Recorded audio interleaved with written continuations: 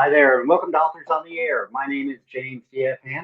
And I am really thrilled to be here talking today with LynDee Walker. LynDee's the national best-selling author of two crime fiction series featuring strong heroines and twisty, absorbing mysteries.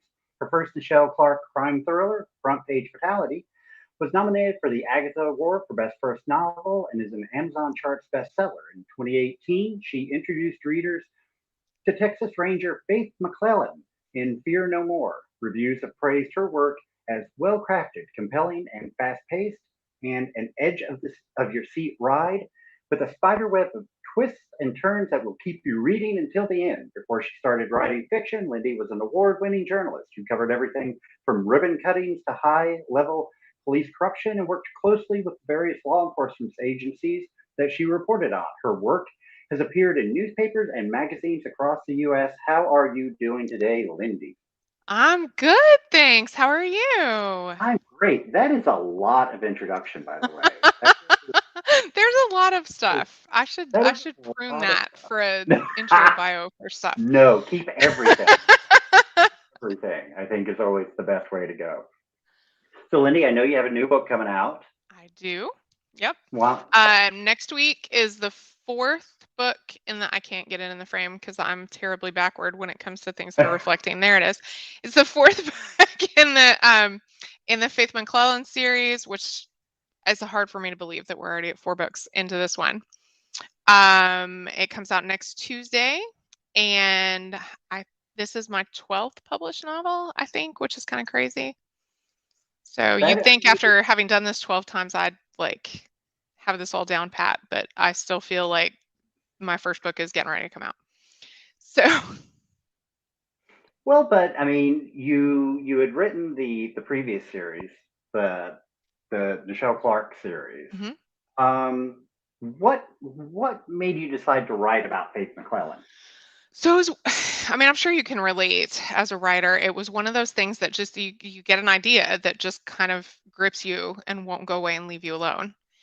And it's funny, the first Faith book actually, when I first started that book, I thought it was going to be a standalone thriller with multiple points of view. It was written in third person, like it was pretty much entirely different from the book that ended up being published. But it started with the victim and her mother.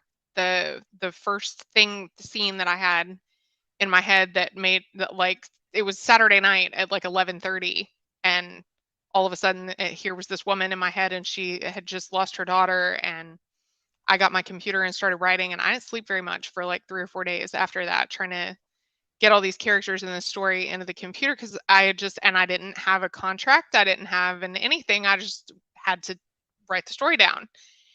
Um, and when I got done with it, my agent really liked it, but part of the revision process was, the more that I wrote, there eventually in the story, there's this police officer who shows up to try to help this woman whose daughter has died. And this Texas Ranger, I always thought it would be really interesting to write about a female ranger because there haven't been that many. They were sort of the last bastion of a good old boys club in law enforcement. Like the FBI admitted female field agents in the 1930s, the Texas Rangers didn't until 1993 when the governor signed a law that said they had to. And there have been like fewer than 20 in the whole history of the organization, as storied as it is. And so, part of it was, oh, here's this really interesting character in this cop. What would drive somebody to want to be this when not that many people have done it before? Um, and the more I wrote, the more of the story she kind of took over. So when I sent it to my agent, some of the feedback that I got was, I like the strong female characters from first person point of view from you because this is your wheelhouse. Let's do that. Trim out all these other viewpoints, change the story and make it hers, except you can keep the killer because he's interesting and I like that part. So that's where we ended up with the book that actually got published. Well, and I think that's a really interesting point because the thing I really enjoy about your books are uh, they are strong female protagonists in worlds that traditionally can be very very male centric. You know, Yeah. um, is Yeah. that something you've always been drawn to? I mean, I think some of it probably just comes from how I grew up. I was an only child and my mom was a single mother, and she was like corporate America in the 80s with the power suits and the big shoulder pads and the 40 different pairs of heels hanging on the back of her door. Like, one of my favorite things to do when I was a kid was sit on her bed and watch her get dressed for work in the morning, because she always had this really cool, like, smart suit with a pencil skirt and a jacket with the big shoulder pads. And then she would let me pick out the shoes to go with it sometimes. And she sort of, I mean, I grew up watching her sort of navigate this world where just about everybody that she worked with was man. And the seeing the differences in the power dynamics and all that kind of stuff was always fascinating to me when I was a kid. And I think that kind of carried over into things that interest me as a grown up. So that's, I feel like that's part of where some of Nichelle's stubborn streak comes from. And Faith, with her sister's murder, has a good reason for wanting to be able to. I mean, the Rangers do. One of the things that's interesting about the Texas Rangers is they do everything you could ever want to write about as a crime fiction author. Like, they handle all the really interesting stuff, including the state's cold case unit. So Faith has some motivation there with her sister's unsolved murder for wanting to work for the Rangers, because eventually maybe she can get to the cold cases and see if she can figure out what happened to Charity. Well, and that's really that I like that because, and like I said, what because I've got to read this previous this next one coming, and I really like it is not just a female like Walker Texas Ranger. I mean, Faith is really smart and strong-willed, and you really capture that voice so well. Well, I thank you. imagine it comes easily though. It's I mean, I think we all pick up experiences and people along the way that come through in our characters. There's a lot of my mom in Faith. My mom was always a little bit of a smart ass, and kind of, she was very good at handling men that she worked with who talked to her like she didn't belong in a room without being rude about it. That sort of Southern way of telling somebody to bite you without actually saying that. So she, I think there's a lot of that in Faith. A very, very sweet. My editor actually always says that he lets me get away with having her smile more than he would allow that word to appear in any other manuscript, because her former beauty queen thing, he's like, that smile is kind of lethal and she deploys it in so many different ways that I like seeing how that's going to work. So tell me about the origins for this new book, because you mentioned it's sort of it's interesting. It's not really what you typically expect.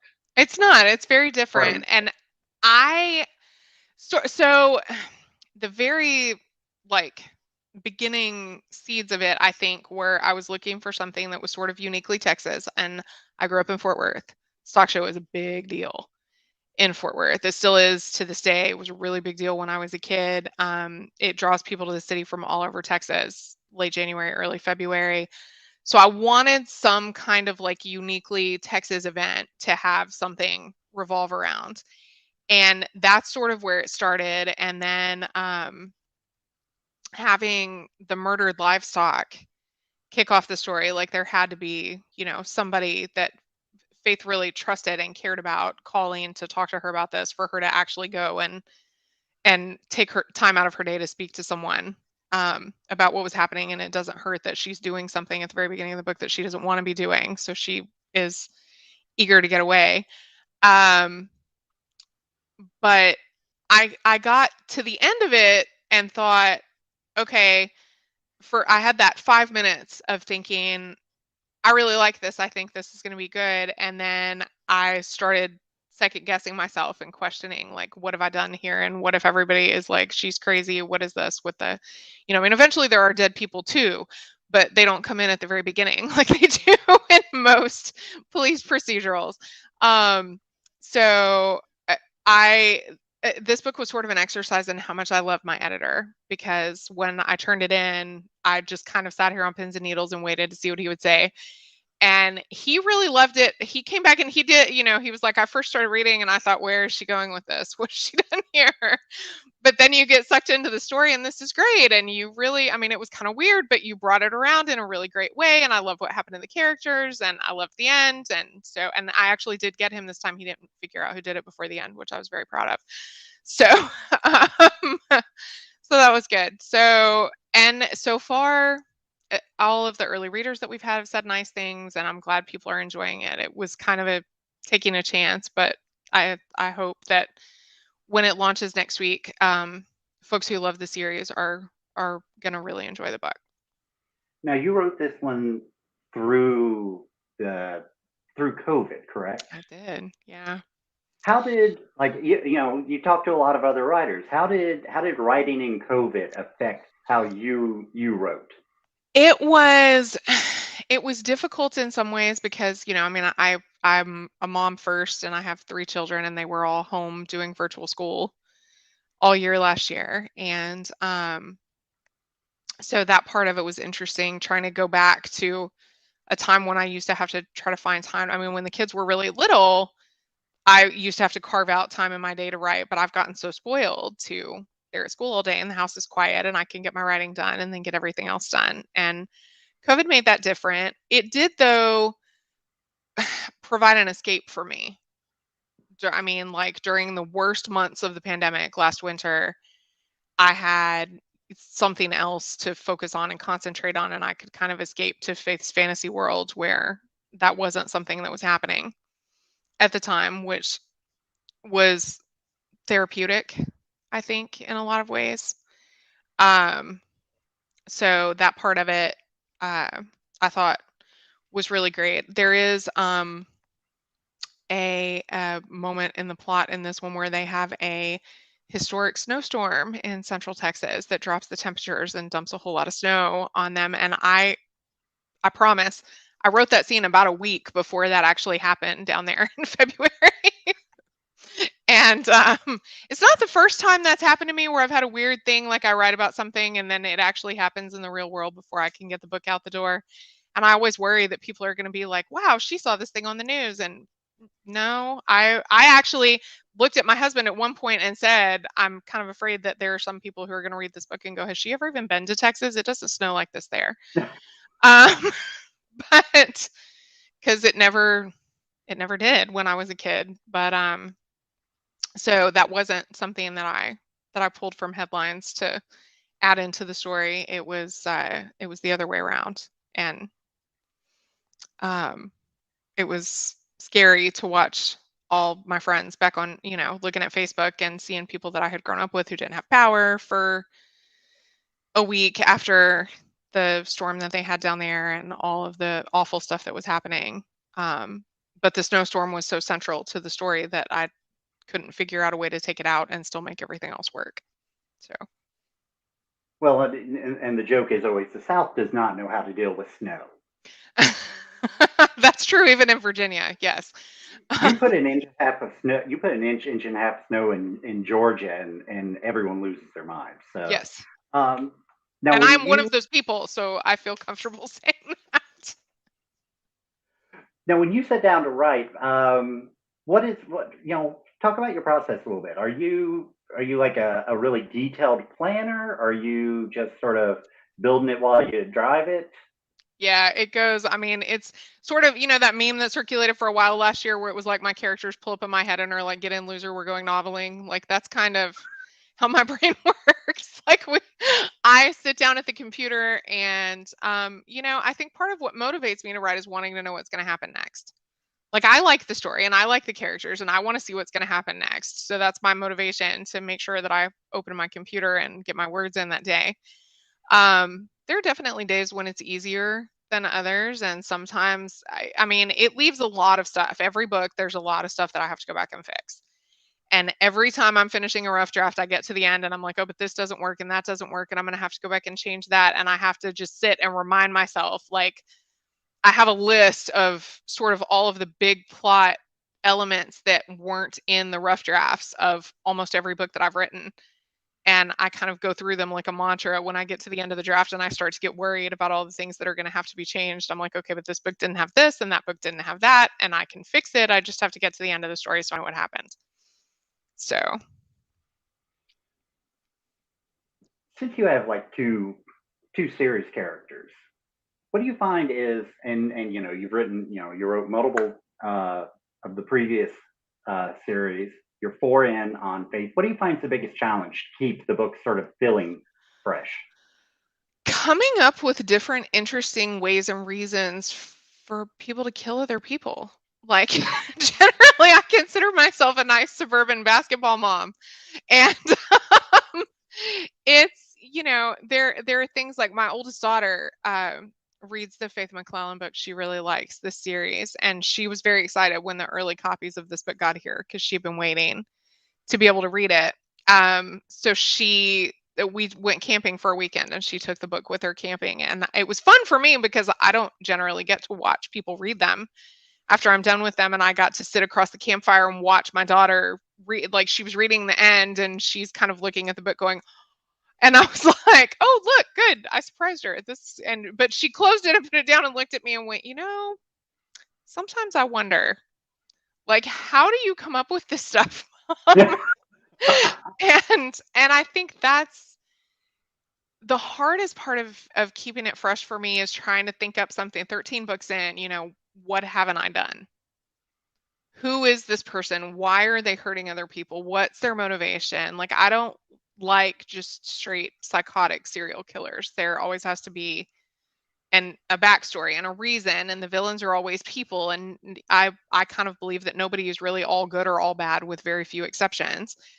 And so I don't write about the people that are the exceptions. I write about normal people who have been pushed to a point where they feel they have no choice but to do some really awful things.